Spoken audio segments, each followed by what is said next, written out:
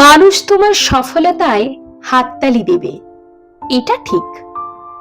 তুমি ভালো রেজাল্ট করবে, ভালো চাকরি পাবে, নতুন কিছু কিনবে, দেখবে স্টোরিতে লাভ রিয়্যাক্ট, কমেন্ট, কনগ্রাচুলেশন, সামনে এসে জড়িয়ে ধরা, সব হবে।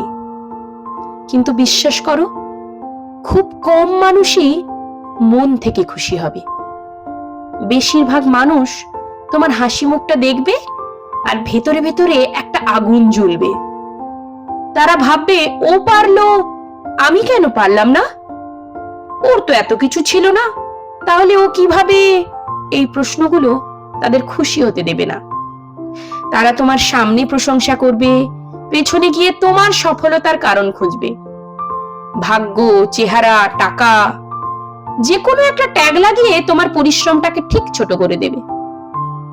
কারণ তোমার কষ্টটা মেনে নিলে তাদের নিজেদের অলসতাটা ধরা পড়ে যায়। এটাই মানুষের স্বভাব। আমরা হাততালি দিতে শিখেছি, কিন্তু অন্যের আনন্দে সত্যিকারের আনন্দ পেতে শিখিনি।